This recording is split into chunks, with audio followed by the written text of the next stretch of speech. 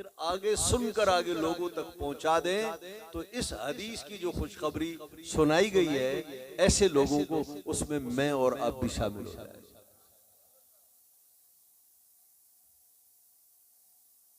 और नबी पाक सल्लल्लाहु अलैहि वसल्लम ने फरमाया, मन युरिदिल्लाहु बि खैरन युफ़क़्क़िहु फ़िद्दीन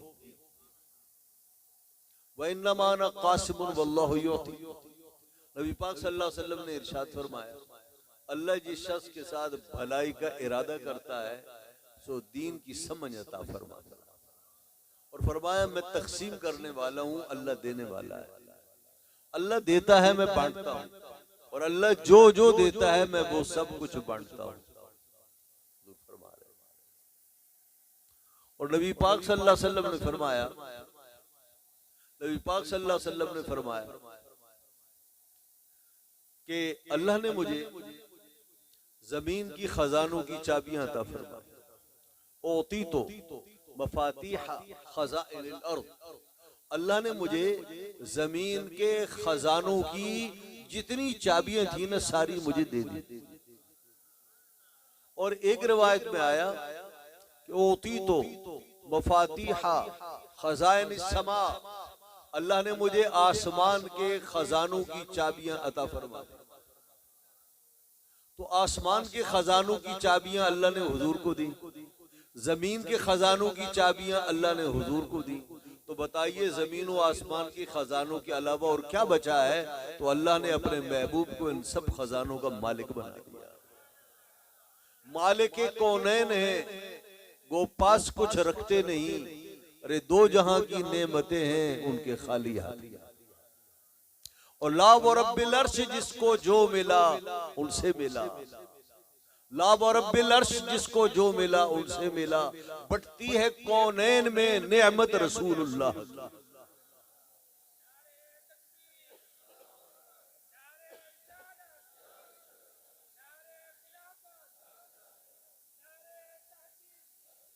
अब आप मुझे ये बताइए,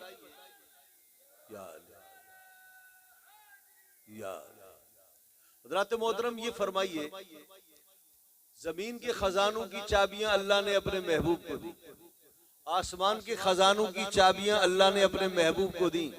तो फिर बताइए, उस हस्ती से मांगना चाहिए या नहीं चाहिए जिसके पास दुनिया के खजाने हों, जमीन के खजाने हों, जिसके पास आसमानों के खजाने हों? बताइए, उसी से मांगेंगे या किसी और बंदे से मांगेंगे? उसी से मांगेंगे, इसलिए कि अल्लाह ने उसे जमीन व आसमान का बादशाह बनाया। हुजूर फरमाते हैं कि मेरे दो वजीर हैं जमीन में और मेरे दो वजीर हैं आसमानों में। फरमाया, जमीन के जो मेरे दो वजीर हैं वो अबू बकर और उमर हैं, और जो आसमानों के मेरे वजीर हैं वो जिब्राइल और मिकाईल हैं। और बताइए, वजीर किसके होते हैं? जो बादशाह होता है। तो मालूम हुआ उनकी बादशाही आसमानों में भी है, जमीनों में भी है। अब मैं पूछता हूं आपसे, बताइए, बादशाह से नहीं मांगोगे तो किससे मांगोगे? हर आदमी बादशाह से मांगता है, और बादशाह भी छोटा मोटा नहीं, जमीनों का बादशाह, आसमानों का बादशाह। इसलिए मांगेंगे मांगे जाएंगे, मुंह मांगी पाएंगे। सरकार में न ला है न हाजत अगर की है। तो मैं ये अर्ज कर रहा था, हदीस से एक सवाल ये किया जाता है कि नबी पाक सल्लल्लाहु अलैहि वसल्लम के ज़माने अक़दस में तो ये हदीस बुखारी, तिरमिज़ी कोई भी नहीं थी, ये किताबें थी नहीं। हुज़ूर नबी पाक सल्लल्लाहु अलैहि वसल्लम के अहद मुबारक में, ज़माने मुबारक में बुखारी, मुस्लिम, सियासत, हदीस की कोई किताब मौजूद नहीं थी। हदीस कहाँ से आ गई? तो उसका एक जवाब तो ये है कि अगर आपका ये सवाल है कि हुजूर के ज़माने में कोई बाकायदा किताब नहीं थी, तो नबी पाक सल्लल्लाहु अलैहि वसल्लम के दौरे मुबारक में कुरान मजीद भी किताबी शक्ल में नहीं था। समझ रहे हैं आप बात? कुरान मजीद भी किताबी शक्ल में नहीं था। कुरान करीम किताबी शक्ल में आया नबी पाक सल्लल्लाहु अलैहि वसल्लम के विसाल के बाद। नबी पाक सल्लल्लाहु ताला अलैहि वसल्लम के जानशीन अमीरुल मोमिनीन सैयदना अबू बकर सिद्दीक रज़ियल्लाहु अन्हु के जमाने में आया। फिर हजरत उस्मान गनी के जमाने में इसकी तदवीन हुई। तो जैसे कुरान मजीद बतौर किताब हुजूर के जमाने में नहीं था, इसकी सच्चाई में कोई शक नहीं, ऐसे ही अगर हुजूर के जमाने में ये किताबें न हों और बाद में अल्लाह के वो नेक बंदे तक़वे, तहारत और अल्लाह के डर के साथ इन किताबों को जमा करें तो एक ही बात है। कुरान करीम भी तो बाद में जमा हुआ, हदीस भी बाद में जमा हुई। अगर कोई कहे कुरान करीम नबी पाक सल्लल्लाहु अलैहि वसल्लम के जमाने में लिखा जाता था, तो मैं अर्ज करूंगा अहादीस भी हुजूर के जमाने में लिखी जाती। सिर्फ फर्क ये है कि कुरान करीम नबी पाक सल्लल्लाहु अलैहि वसल्लम पर जो सूरत आयत नाजिल होती थी, सैयद आलम सल्लल्लाहु अलैहि वसल्लम किसी को बुलाते, फरमाते ये आयत मुझ पर नाजिल हुई हैं, ये फलां सूरत की आयतें हैं, इसको फलां सूरत के बाद उसे लिख लो। ये होता था, हुजूर लिखवाते। और जो अहादीस तय्यबा थी, नबी पाक सल्लल्लाहु अलैहि वसल्लम के सहाबा किराम बहुत से थे जो हुजूर सय्यद आलम सल्लल्लाहु अलैहि वसल्लम से सुनकर बतौर खुद अपने के अहादीस तय्यबा को लिख लेते थे। बहुत से सहाबा किराम की किताबें, बहुत सी सहाबा किराम के रजिस्टर हैं, बहुत से सहाबा किराम अलैहिम रिज़वान ने हदीसी मवाद नबी पाक सल्लल्लाहु अलैहि वसल्लम के जमाने में लिखते थे और बाकायदा फिर किताबी शक्ल में उनके पास वो हदीस की किताबें होती। हजरत अबू हुरैरा फरमाते हैं, हम दो साथी नबी पाक सल्लल्लाहु अलैहि वसल्लम की बातें बहुत तवज्जो से सुनते थे। एक अबू हुरैरा और फरमाया मेरे साथी अब्दुल्लाह इब्न अमर इब्न आस। फरमाया हम दोनों हुजूर की मजलिस में बैठते थे। फरमाया फर्क ये था, मैं सुनता था, सिर्फ लिखता नहीं था। और हजरत अब्दुल्लाह इब्न अमर इब्न आस हुजूर की हर बात को लिखते थे। तुम्हें क्या कहना चाह रहा हूं, कुरान करीम अगर नबी पाक सल्लल्लाहु अलैहि वसल्लम के अहद मुबारक में हुजूर की निगरानी में लिखा जाता था, हुजूर की अहादीस भी साहबे किराम अलैहिम रिज़वान लिखते थे। तो हजरत अब्दुल्लाह इब्न अमर इब्न आस हुजूर की बातें लिखते थे। कौन कौन सी बातें लिखते थे? हर बात लिखते थे। हुजूर जलाल में होते वो भी लिख लेते, हुजूर खुशतबी फरमाते वो भी लिख लेते, नबी पाक सल्लल्लाहु अलैहि वसल्लम किसी से खुश होकर कोई जुमला इरशाद फरमाते वो भी लिख लेते, कोई चीज छोड़ते नहीं। एक दिन उन्हें किसी ने ताना दिया, उनका तुम हुजूर की हर बात को लिखते हो। हर आदमी की हर बात तो नहीं लिखी जाती, इसलिए कि कोई आदमी कितना भी बड़ा क्यों ना हो, कभी वो गुस्से में होता है, कभी नॉर्मल हालत में होता है, कभी खुशतबी कर रहा होता है। हर आदमी की हर बात लिखी तो नहीं जाती। तो तुम हुजूर की हर बात लिखते हो। ये परेशान हो गए कि अगर ये ठीक कह रहा है तो अब तक जितना मैंने लिखा है उसका क्या होगा। तो ये परेशानी के आलम में नबी पाक सल्लल्लाहु अलैहि वसल्लम की खिदमत में आए और आकर अर्ज किया, या रसूल अल्लाह। हुजूर ने फरमाया क्या वजह, तुम परेशान नजर आ रहे। अर्ज किया, या रसूल अल्लाह, कुरैश के बाद लोगों ने कहा तुम हुजूर की हर बात को लिखते हो, हुजूर की हर बंदे की हर बात तो लिखने की नहीं होती। मैं इसलिए परेशान हूँ, या रसूल अल्लाह, जो अब तक मैंने लिखा है उसको क्या होगा। तो नबी पाक सल्लल्लाहु अलैहि वसल्लम ने जलाल में आकर अपनी ज़ुबान मुबारक की तरफ इशारा किया। आपने फरमाया, वो साथे पाक जिसने मुझे बरहक रसूल बनाकर भेजा, इस जुबान से हक के अलावा कभी कुछ नहीं निकला। उक्तुब, मेरी जुबान से निकला हुआ हर जुमला लिखा, हर जुमला लिख लिया। इसलिए कि हमारे आका और मौला सल्लल्लाहु अलैहि वसल्लम, अगर आप किसी हालत में बैठे हो, हक बात जुबान से निकलेगी। खुशतबी फरमाएंगे, हक बात निकलेगी। जलाल में आएंगे, हक बात निकलेगी। इसलिए कि जुबान की शान ये है कि वमा यंतिकु अनिल हवा इन हुवा इल्ला वहयु यूहा, इस जुबान से ख्वाहिश से कोई बात नहीं निकलती, हर बात वही इलाही। उक्तुब, हर बात लिख ली। अब वो हमारे बहुत से उलमा ने उसको समझाया है कि नबी पाक सल्लल्लाहु अलैहि वसल्लम जब भी कोई बात की, आपने हक की बात कही और आपकी जुबान से ना हक कभी कोई जुमला नहीं निकला। उमूमन हम मजाक करते हैं ना, खुशतबी करते हैं, झूठ बोल देते हैं, हंसाने के लिए झूठ बोलते हैं, कभी गुस्से में आकर नाहक बात कह देते हैं। हुजूर फरमाते हैं मेरी जुबान से नाहक कभी कोई बात निकली। मैं सिर्फ दो बातें अर्ज करके आगे बढ़ता हूँ। एक औरत नबी पाक सल्लल्लाहु अलैहि वसल्लम के पास आई, आपने ये सुना होगा, या रसूलल्लाह दुआ कीजिए मैं जन्नत में जाऊं। तो आपने फरमाया कोई बूढ़ी औरत जन्नत में नहीं जाएगी, कोई बूढ़ी औरत जन्नत में नहीं जाएगी। परेशान हो गई, या रसूलल्लाह बूढ़ों ने क्या कसूर किया कि जन्नत में नहीं जाएंगे? फरमाया बस कोई बूढ़ी औरत जन्नत में नहीं जाएगी।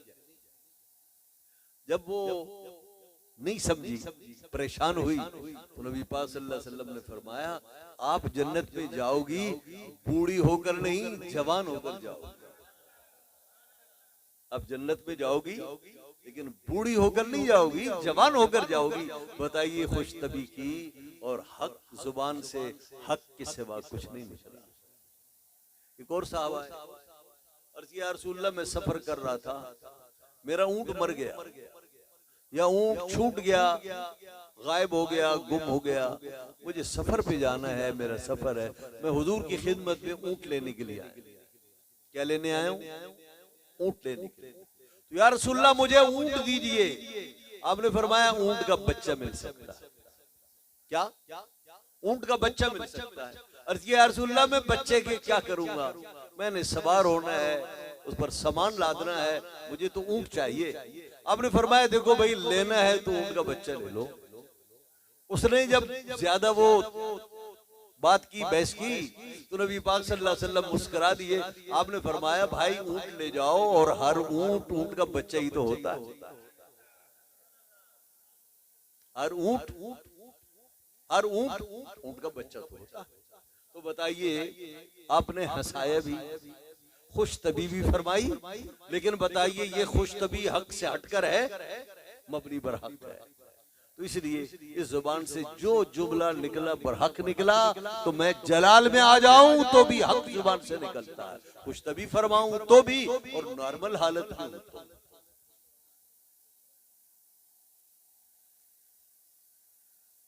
सवाल पैदा होता है, लिखने वाला, सुनने वाला, अच्छा अबू हुरैरा रज़ियल्लाहु अन्हु सुनते थे ना, और हदीस की किताबों में सबसे ज्यादा रिवायात हजरत अबू हुरैरा की मिलती थी, वो नहीं लिखते थे, वो सिर्फ सुनते थे। तो ठीक है ये किताबें बाद में बनी है, लेकिन बनने से पहले जिन लोगों ने सुनी है वो भी इंसान है ना, तो उनसे भी तो भूल चूक हो जाती है। हो सकता है कोई बात हुजूर ने कुछ और कही हो, उन्होंने और समझी हो, आज याद रही कल भूल जाए, ये भी तो हो सकता है। ये बात समझ में आएगी आपके? जिन साहबा इकराम ने हुजूर से हदीसें सुनी, भाई आप बोर तो नहीं हो रहे? जिन लोगों ने नबी पाक सल्लल्लाहु अलैहि वसल्लम से हदीसें सुनी वो इंसान थे, और इंसान भूल सकता है ना, तो फिर हदीसों में गड़बड़ हो सकती है ना जो हम तक पहुंची है। तो बहुत सीधा सा जवाब है, ये बताइए जिस कौम ने हुजूर से हदीसें सुनी, उसी कौम ने हुजूर से कुरान भी सुना या नहीं सुना? तो जैसे उनके कुरान सुनने पर एतमाद है, हदीसें सुनने पर भी ऐसा ही एतमाद है। मेरे रब की शान देखो यार, अल्लाह ने हर जमाने में अपनी खास कुदरत से जिस चीज को मेरे रब ने चाहा कि मैं इसे आगे बढ़ाऊं, तो अल्लाह रब्बुल इज्जत बढ़ाने के लिए अल्लाह ने एक ऐसी कौम पैदा की, ऐसे लोग पैदा किए जो इसके अहल थे, जो उसे कबूल करें। कुरान करीम जिन लोगों में नाजिल हुआ वो बेपढ़े लिखे लोग थे, वो लिखना पढ़ना नहीं जानते थे माँ सिवाय चंद लोगों के, लेकिन उन्होंने कुरान करीम को जो सुना थे तो वो बेपढ़े लिखे, लेकिन हाफिजा अल्लाह ने ऐसा बनाया था कि कंप्यूटर उनके हाफिजे का मुकाबला नहीं कर सकता। कंप्यूटर उनके हाफिजे का मुकाबला, बड़ा जबरदस्त हाफिजा। एक बात सुनी, एक शेर सुना, एक कसीदा सुना, कसीदा पढ़ने के बाद आप सुन लीजिए, बगैर किसी एक हर्फ के फर्क के आपको कसीदा सुना दे। तो अल्लाह ने अपने महबूब को उस कौम में भेजा, उन लोगों में अव्वलीन भेजा कि जिन लोगों के हाफिजे बड़े मेयारी, काबिले रश्क हाफिजे थे उन लोगों के। मैं उसकी एक मिसाल आपको देता हूं, तवज्जो फरमाइए। मिसालें तो बहुत सी हैं, मैं सिर्फ एक मिसाल, इसी बुखारी में आप कुछ दिनों के बाद पढ़ेंगे। नबी पाक सल्लल्लाहु ताला अलैहि वसल्लम ने जब दुनिया के मुख्तलिफ बादशाहों को दावत इस्लाम के खतूत भेजे और उस वक्त की 2 सुपर पावरों को खत भेजकर उन्हें हिला कर रख दिया, मेरे नबी ने, हुजूर ने खतूत, आओ इस्लाम को कबूल करो, सलामती पाओगे दुनिया और आखिरत, कबूल करो इस्लाम। मामूली काम नहीं था। तो ये खत जहाँ किसरा के पास गया, कैसर रूम, शाह रूम के पास भी गया, और उस वक्त शाह रूम का जो नाम था वो हिरकल था। हरकल हम उसको पढ़ते हैं, हिरकल के पास भी आपने था। उन दिनों इत्तेफाक से हिरकल बैतुल मक़दिस में आया हुआ, या मस्जिद अक्सा है वहां आया। दहिया कल्बी रज़ी अल्लाह अन्हु ये खत लेकर हुजूर का तो शाम में गए, और वहां शाम के हाकिम ने दहिया कल्बी को खत लेकर भेजा, बैतुल मक़दिस के शाह रूम आया हुआ है, किसरा आया, कैसर रूम आया हुआ है, आप लेकर गए। लंबी हदीस बाद में आएगी, मैं खुलासा जिक्र करूंगा। जनाब अबू सुफियान रज़ी अल्लाह अन्हु जो उस वक्त मुसलमान नहीं हुए थे और कुरैश के सबसे चीफ सरदार थे, अबू जाल के बाद, ये हज़रत अमीर मुआविया के वालिद, हमारी माँ उम्मे हबीबा के वालिद। तो अबू सुफियान उन दिनों इस्लाम के सबसे बड़े दुश्मन, उस वक्त मुसलमान नहीं हुए और कुरैश के सरदार थे, चीफ सरदार। ये काफले के लिए, तिजारती काफिला लेकर ये वहां आए हुए थे बैतुल मक़दिस। हुजूर का खत भी पहुंचा बैतुल मक़दिस। कैसर रूम ने कहा, ये जिस बुजुर्ग का खत आया है देख लो, उसके देश के लोग अगर यहाँ आए हुए हों तो जरा पकड़ कर ले आओ। अबू सुफियान कहता है कि हम गए हुए थे तिजारती काफिला लेकर, उसके बंदे ने कहा कि बादशाह रूम आपको बुला रहा। कह लगे मेरे साथ जितने लोग थे ना, 20, 25, 22, वो सारे के सारे बादशाह रूम के दरबार में पहुंचे। बादशाह रूम ने अबू सुफियान का इंटरव्यू किया, उसके साथियों को पीछे बिठा दिया। वो आप इंटरव्यू पढ़ेंगे, हदीस बुखारी जब आएगी ना उसमें पढ़ेंगे। वो कहता है नबी पाक सल्लल्लाहु अलैहि वसल्लम के बारे में मुझसे बादशाह रूम ने कई बातें पूछी, और चूंकि उसने पहरे बिठा दिए थे कि ये झूठ बोले तो बताना, तो उसने कहा मैंने चंद जगह डंडी मारना चाहिए, लेकिन ये जो मेरे पीछे जासूस बैठे हुए थे उनके डर की वजह से मैं डंडी नहीं मार सका। कहने के फिर हुजूर का जो खत आया था ना, जो दहिया कल्बी के जरिए, किसको, बादशाह रूम को आया था।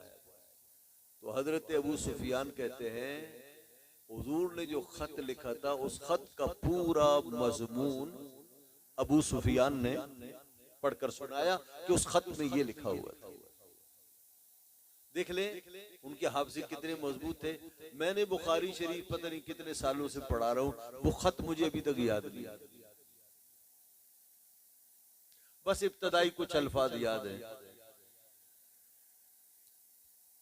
मिन मोहम्मद इब्न अब्दुल्लाह व रसूली इला हिरक़ल अज़ीम रूम सलामुन अला मन इत्तबल हुदा अस्लिम तस्लम।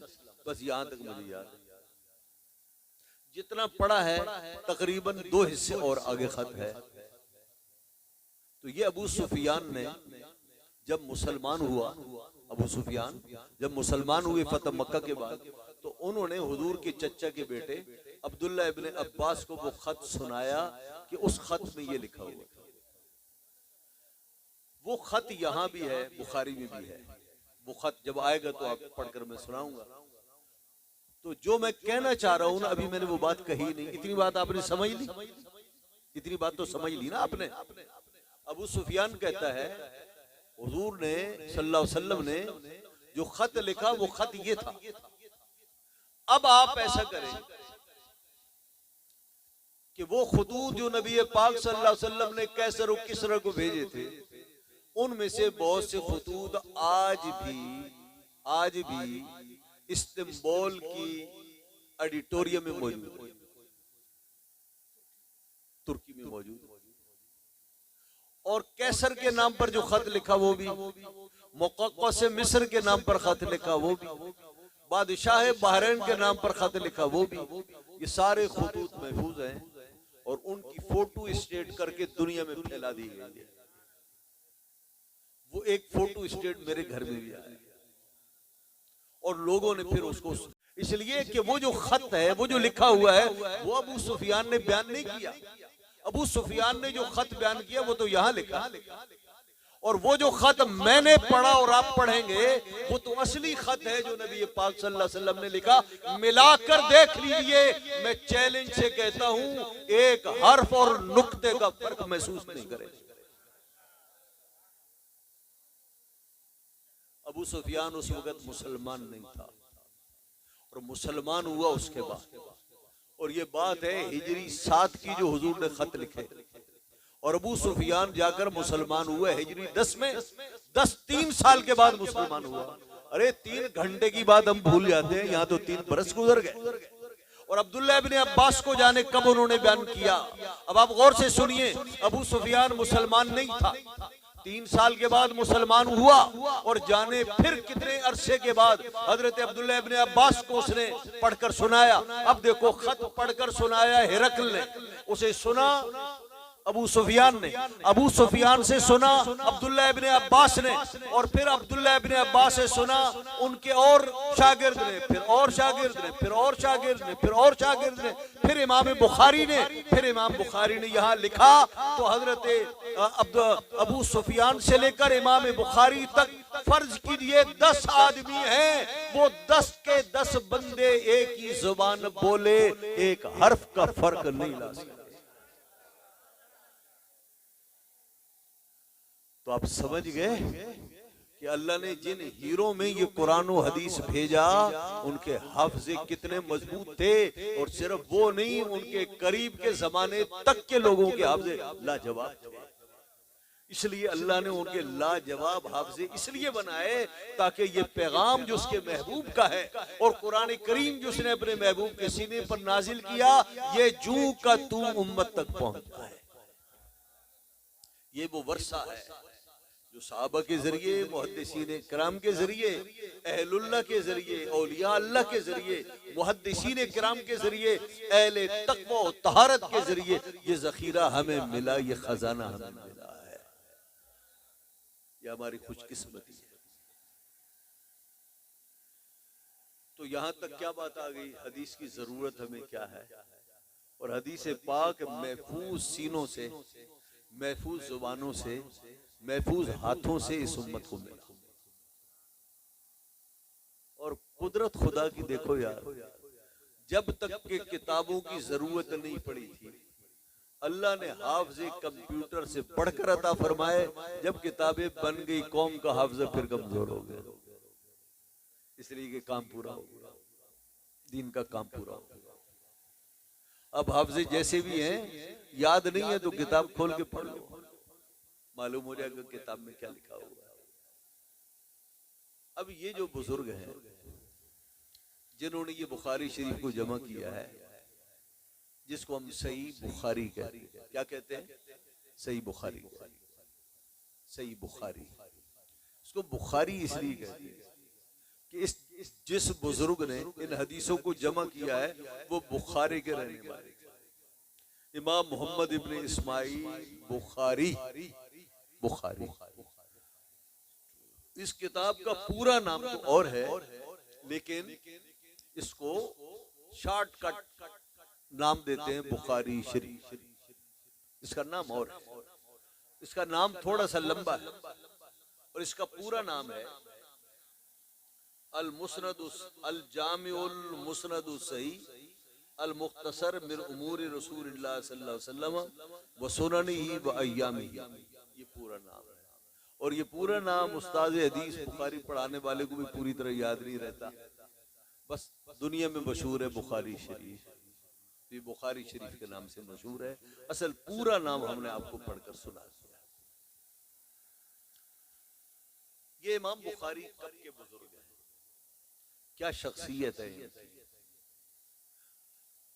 ये भी सुन लीजिए। इस बुखारी का मकाम क्या है?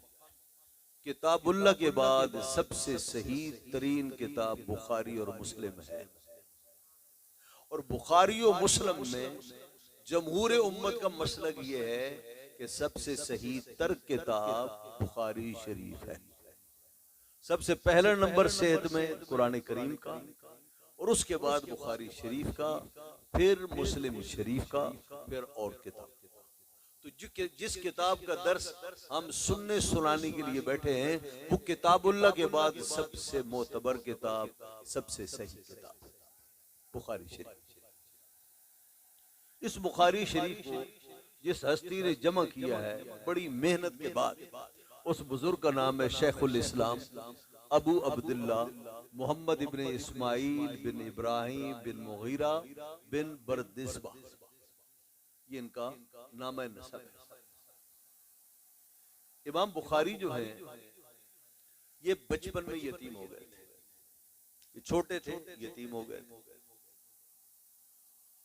और बचपन में पैदा हुए तो आंखों वाले थे, बाद में इनकी आंखें भी खत्म हो गई, आंखें खत्म हो गई, नाबीना हो गई।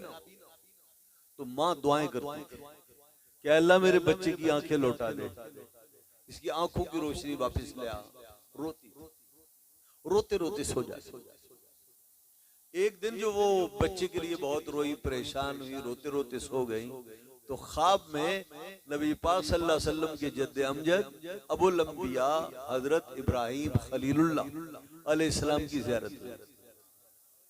तो आपने फरमाया क्यों रोती है? कहा मेरा बेटा नाबीना हो गया है। आपने फरमाया घबरा नहीं, अल्लाह ने तेरे बेटे को आंखें लौटा दी। तो जब माँ उठी और इमाम बुखारी को उठाया तो वो आंखें रोशन थी।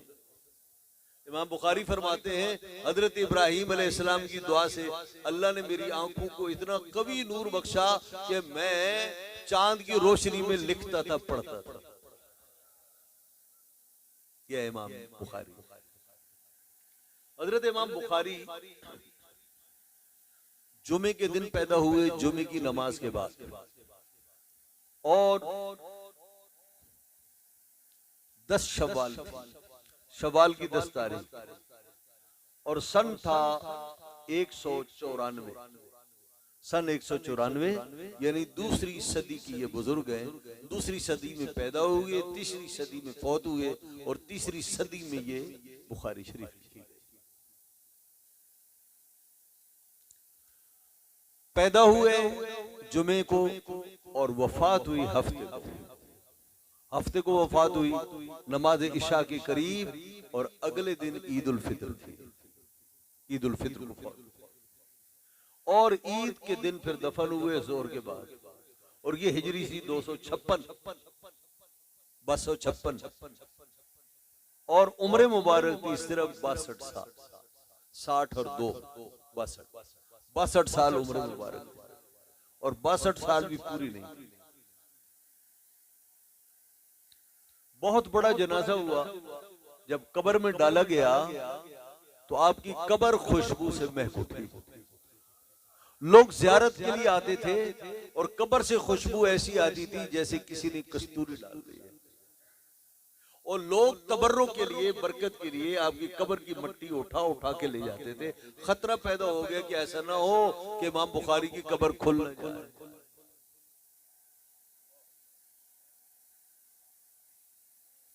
अल्लाह अकबर, अल्लाह अकबर। जिस दिन उनका इंतकाल हुआ, एक अल्लाह के वली ने ख्वाब में देखा कि हुजूर नबी पाक सल्लल्लाहु अलैहि वसल्लम तशरीफ फरमा है और साहबे किराम की बड़ी जमात है और हुजूर खड़े हैं। मैंने सलाम अर्ज किया, मुझे जवाब दिया। मैंने अर्ज किया, या रसूलल्लाह हुजूर यहाँ क्यों खड़े हैं? तो आपने फरमाया, मोहम्मद इब्न इस्माइल बुखारी का इंतजार कर रहा हूँ। फरमाया, ये वही दिन था जिस दिन इमाम बुखारी का जनाजा हुआ था। अल्लाह अकबर। इमाम बुखारी के लिए उलमा की आदत थी कि वो हर बुजुर्ग के लिए, हर शेख के लिए बहुत से ऐसे फन के माहिरीन लोग थे, इल्मुल आदात के, जिन्होंने लोगों को याद करने के लिए, हिफ्स के लिए, उन्होंने विलादत के, जिंदगी के साल और वफात का साल वो कलम बंद करते थे। ये भी एक हुनर था। तो हजरत इमाम बुखारी रहमतुल्लाह तआला अलैह की तारीख पैदाइश, आपकी उम्र, वफात, इस पर उलमा ने अबियात कहे हैं इल्मुल आदात की रूह से, ताकि हम उसे याद करें और फट हम सुना। चुनाचे इमाम बुखारी के लिए किसी ने कहा, मीलादुहु सिद्क, क्या मीलादुहु सिद्क, उनकी पैदाइश सिद्क है। वो मुद्दत उम्रुहु फिया हमीदू, और उनकी जो उम्र है उसकी कुल मुद्दत लफ्ज हमीद है। वन कदा फी नूर, नूर में गुम हो गए। 3 लफ्ज बोले हैं, सिद्क, हमीद, नूर। तो फरमाया मीलादु सिद्क, उनका मीलाद, उनकी पैदाइश लफ्ज सिद्क है। मैं भी तालिब इल्म हूं, छोटा सा इल्मुल आदात का। स्वाद के 90 होते हैं। स्वाद का लफ्ज है ना, उसके कितने आते हैं? स्वाद 90। और दाल के 4 आते हैं। कितने हो गए? 94। बोले ना, बोले 94। और काफ का है 100, तो कितने हो गए? 194। तो लिखने वाला लिखता है कि वो के मीलादुहु सिद्क, आपकी पैदाइश लफ्ज सिद्क है, यानी 194 हिजरी में आप पैदा हुए। वो मुद्दत उम्र फी हमीद, फरमाया कुल मुद्दत उम्र उनकी लफ्ज हमीद को देख लो। हमीद, हा के 8, कितना? मीम के 40, कितने हो गए? 48। और ये के 10, 58। और दाल के 4, 62। उम्र मुबारक 62। वन कदाफी नूर, नूर में गुम हो गए, यानी कब गुम हुए, कब फौत हुए, अल्लाह के यहाँ कब गए? फरमाया लफ्ज़ नूर को देख लो। तो अल्लाह ने सुन्नियों को कैसे कैसे नूर अता फरमाया। इमाम बुखारी नूर में गुम हो गए, तो फिर जिसकी हदीसें पढ़ते थे वो क्या थे? वो नूर अला नूर थे। नूर के क्या इल्मुल आदात के लिहाज से कितने आदत बनते हैं? नून के 50, वाव के 6, कितने हो गए? 56। और रे के रा के 200, कितने हो गए? 256। कोई पूछे इमाम बुखारी कब वफात हुई, तो आप कहो लफ्ज नूर को देखो, 256 में। तो 194 पैदाश हुई, 62 साल की उम्र में उम्र आपने पाई, और 256 में आपका इंतकाल। यह हजरत इमाम मोहम्मद इब्न इस्माइल बुखारी इतने बड़े बुजुर्ग थे। जिस मुस्लिम का मैंने नाम लिया है कि इनके बाद मुस्लिम शरीफ का दर्जा आता है।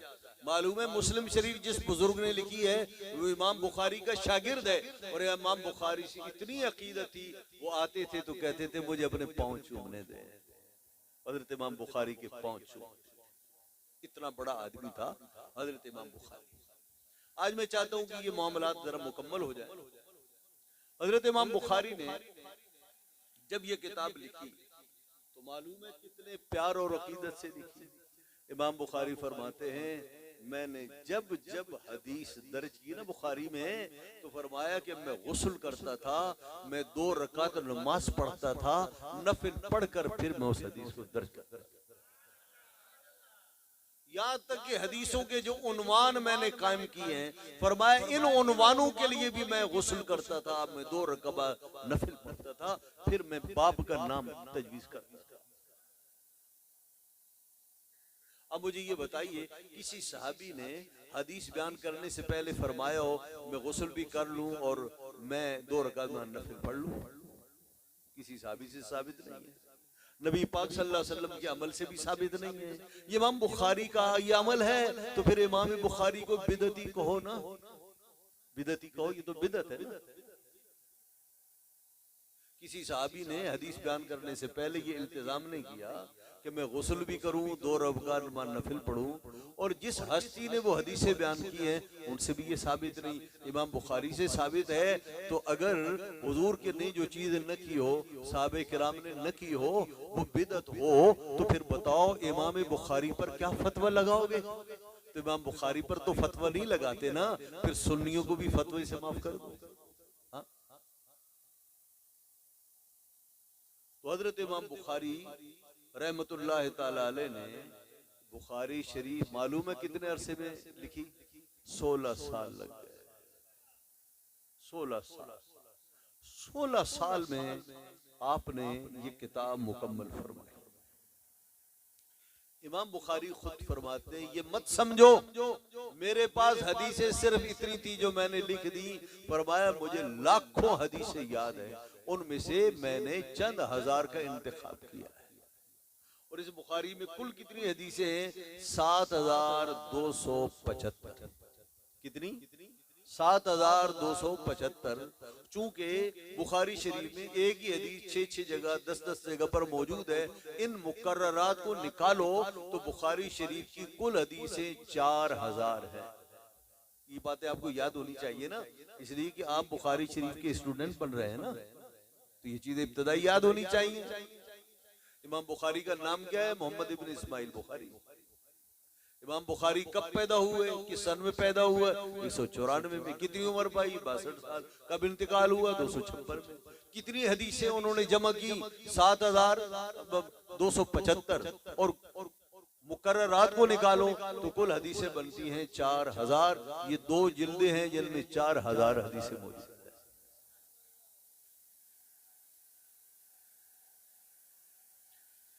हजरत इमाम बुखारी ने कितने माहिर थे। आपने ये तो सुना कि अबू सुफियान का हफ्जा कैसा था, अब्दुल्लाह इब्न अब्बास का हफ्जा कैसा है। जिस हस्ती ने ये इतनी बड़ी किताब लिखी है, मैं बताऊं इनका हफ्जा कैसा था? इनका हफ्जा कैसा था? ये अल्लाह का बहुत बड़ा अतियत। इमाम बुखारी नबी पाक सल्लल्लाहु अलैहि वसल्लम की बरकत में से एक बरकत थे। ये अल्लाह रब्बुल इज्जत की तरफ से उम्मत के लिए एक तोहफा है इमाम बुखारी और उनकी किताब सही बुखारी। मालूम है इस हस्ती का हाफजा कैसा था? इनके हाफजे का आलम यह है कि इमाम बुखारी ने तकरीबन 1000 उस्ताजों से पढ़ा। कितने? और 90,000 के करीब शागिर्द दुनिया में छोड़कर गए।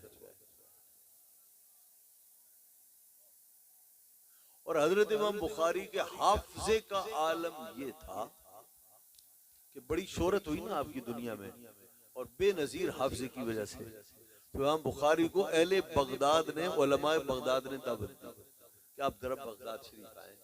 तवज्जो है? तो इमाम बुखारी बगदाद गए। उलमाए बगदाद ने बड़ा इस्तेकबाल किया और इमाम बुखारी के लिए उन्होंने एक प्रोग्राम रखा। बड़े बड़े इल्म वाले लोग उन्होंने बुलाया, उनको दावत दी और हजरत इमाम बुखारी को भी दावत दी। हजरत इमाम बुखारी को पता ही नहीं कि उनके साथ क्या होने वाला है। उन उलमा ने ट्राई के लिए, आपका टेस्ट लेने के लिए, इम्तिहान लेने के लिए उन्होंने ये प्रोग्राम रखा था और 10 आलमों को तैयार किया। कितने को? 10 उलमा को तैयार किया और 10 उलमा से ये कहा कि आप 10 ने 10 हदीसें सुनानी है।